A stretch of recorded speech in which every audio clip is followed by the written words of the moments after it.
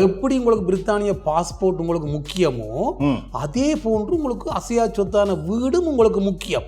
எங்களுக்கு ஒரு தனி, அதாவது தமிழருக்கு ஒரு சுதந்திரமான ஒரு இடம் கிடையாது. அப்போ நாங்கள் வந்த நாடுகளிலேயே நாங்கள் சுதந்திரமாக இருக்கக்கூடிய மாதிரியான ரெண்டு விடயம், ஒன்று பிரித்தானியா பாஸ்போர்ட்டு, ரெண்டாவது எங்களுக்கு அசையா சொத்துன்ற ஒரு வீடு. இது ரெண்டும் ஒரு மனிதனுக்கு பிரித்தானியா பொறுத்தவரை ஈழத்தமிழனுக்கு மிக முக்கியமான ஒரு விடயம். ஆனால் இந்த மாதம் என்னுடைய அறிவுக்குட்பட்டு பார்க்கக்குள்ள உண்மையாகவே ஒரு குவார்ட்டர் குறைக்கிறதுக்கான வாய்ப்பு இந்த எண்ட் ஆஃப் மந்தில் இருக்குது நிச்சயமாக.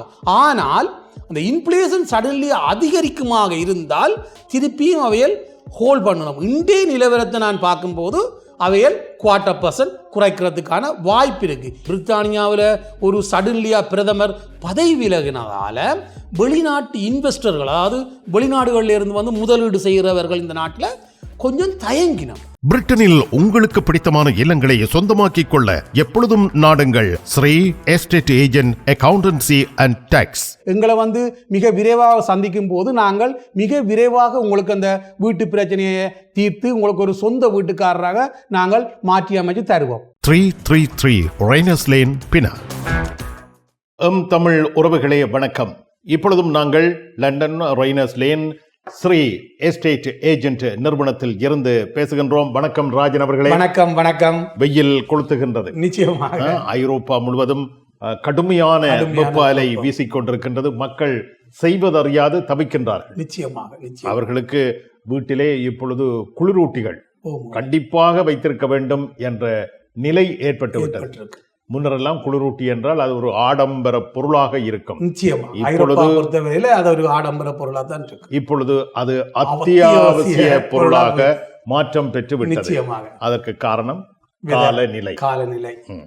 இந்த காலநிலை பற்றியும் நாங்கள் ஏற்கனவே சில விடயங்கள் பேசியிருக்கின்றோம். இந்த காலநிலை மாற்றம் தொடர்பாக அவ்வப்பொழுது அறிஞர்கள், பெரியோர்கள், ஆராய்ச்சியாளர்கள் தெரிவித்த கருத்துக்களை இந்த நாடுகள் கேட்கவில்லை.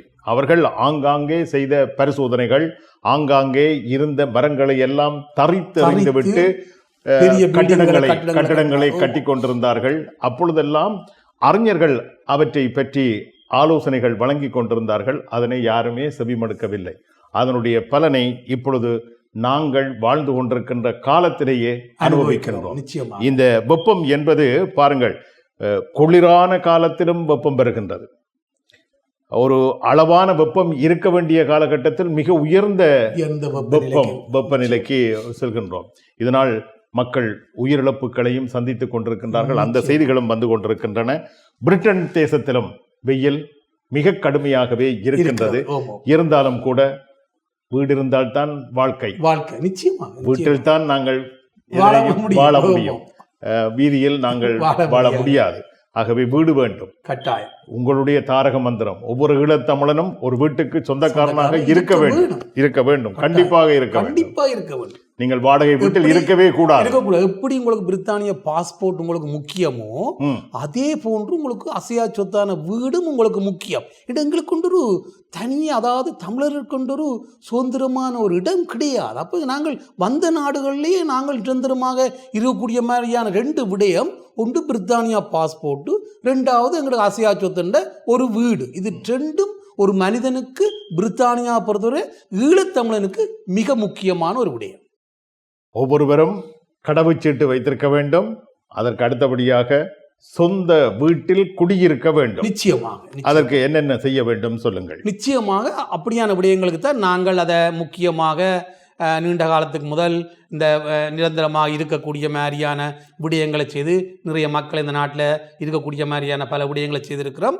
அதே போன்று அவர்களுக்கான வீடுகளையும் நிறைய கிட்டத்தட்ட 2000 ஆண்டில் இருந்து இப்போ 25 வருஷத்துக்கு மேலே வீடுகளையும் வாங்கி கொடுத்துருக்கிறோம். ஆகவே இப்போ கிட்டத்தட்ட பார்த்தீங்கன்னா ஒரு 35-40% தமிழ் மக்கள் இன்னும் ஒரு வீடும் இல்லாமல் இருக்கிறோம் என்ற கணக்கின்படி.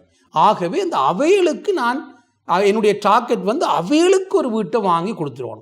இன்னொரு வீடு வச்சிருக்கிறவ, 2வது வீடு வாங்குறவ பொறுத்து வாங்க போகிறீங்களா, பிறகு லேட்டாக வாங்க போகிறீங்களா, அது பிரச்சனை இல்லை. அவ எப்பவும் வாங்கிக்கலாம். இந்த முதல் வீடு இல்லாமல் வாடகை கொடுத்துக்கண்டு கடந்த 20 வருஷமாக நிறைய தமிழ் மக்கள் பிரித்தானியாவில் தங்களோட உழைப்பை வேற ஒரு ஆளை வளர்த்து கண்டு இருக்கணும்.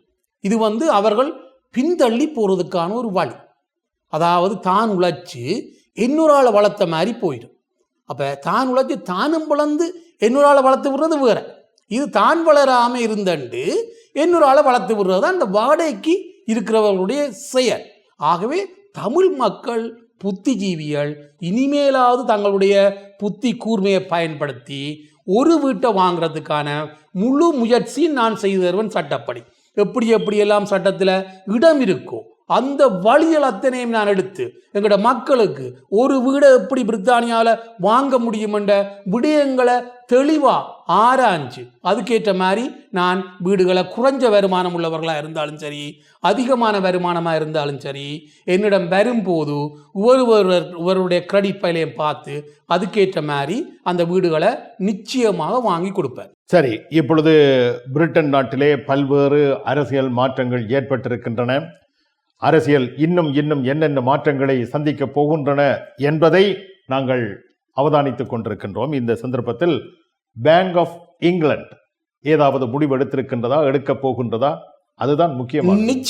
நிச்சயமாக இப்படியே அவையில் வச்சிருக்கலாம். போன முறை அவைகளால் அந்த வட்டி வீதத்தை குறைக்க முடியாமல் போயிட்டு. ஏனென்றா 2.8 இன்ஃப்ளேஷன், அதாவது பண வீக்கம் இருந்தது. அப்போ அவைகள் 3.75 அந்த வட்டி வீதத்தை ஹோல்ட் பண்ணிட்டுனோம். ஏனென்றால் அவைகள் குறைச்சினோம்னு சொன்னால் 2.8 இருந்த இன்ஃப்ளேஷன் பண வீக்கம் 3.1 அல்ல 3.2 இப்படி அந்த அளவுக்கு உயரக்கூடிய வாய்ப்பு இருந்தது.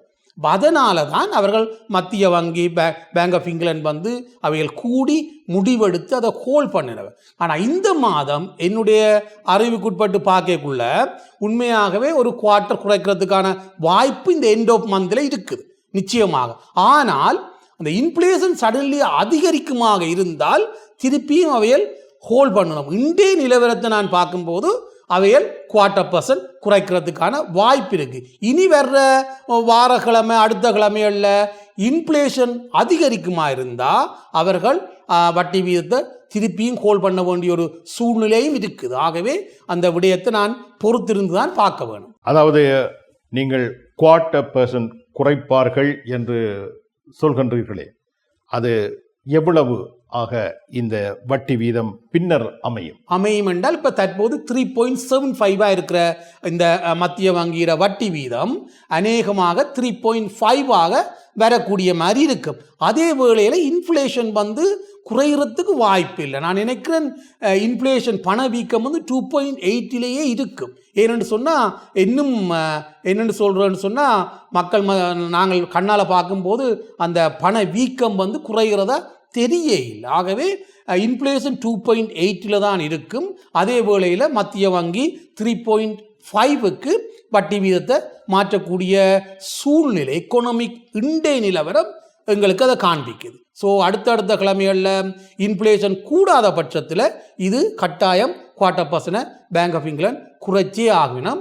ஆனபடியாக அந்த பொருளாதார நிலைமைகள் பிரித்தானியாவில் ஒரு சடன்லியாக பிரதமர் பதவி விலகினதால் வெளிநாட்டு இன்வெஸ்டர்கள், அதாவது வெளிநாடுகளில் இருந்து முதலீடு செய்கிறவர்கள் இந்த நாட்டில் கொஞ்சம் தயங்கினோம்.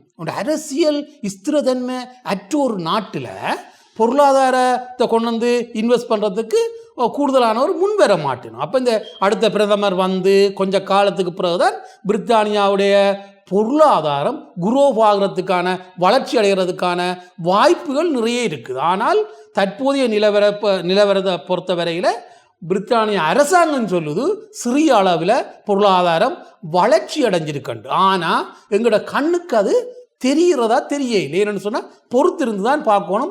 அரசாங்கம் ஒரு சரியான ஒரு பிரதமர் அங்கால 1 மாதம் 2 மாதத்துக்கு பிறகுதான் இந்த பிரித்தானியாவின் பொருளாதாரத்தில் வளர்ச்சியை காணக்கூடிய மாதிரி இருக்கும். அரசாங்கத்தினுடைய செயற்பாடுகள் தொடர்பாகவும் டோனி ராஜன் அவர்கள் மிக தெளிவாக விளக்கி இருக்கின்றார்.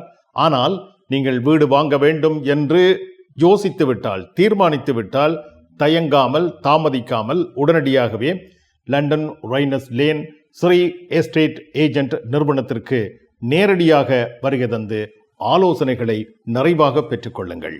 மிக்க நன்றி. நன்றி. சந்திப்போம். நன்றி. வணக்கம். வணக்கம். வணக்கம். பிரிட்டனில் உங்களுக்கு பிடித்தமான இல்லங்களை சொந்தமாக்கிக் கொள்ள எப்பொழுதும் நாடுங்கள் Sri estate agent accountancy and tax. எங்களை மிக விரைவாக சந்திக்கும் போது நாங்கள் மிக விரைவாக உங்களுக்கு அந்த வீட்டு பிரச்சனையை தீர்த்து உங்களுக்கு ஒரு சொந்த வீட்டுக்காரராக நாங்கள் மாற்றி அமைச்சு தருவோம். 333 ரெய்னர்ஸ் லேன், பினாங்.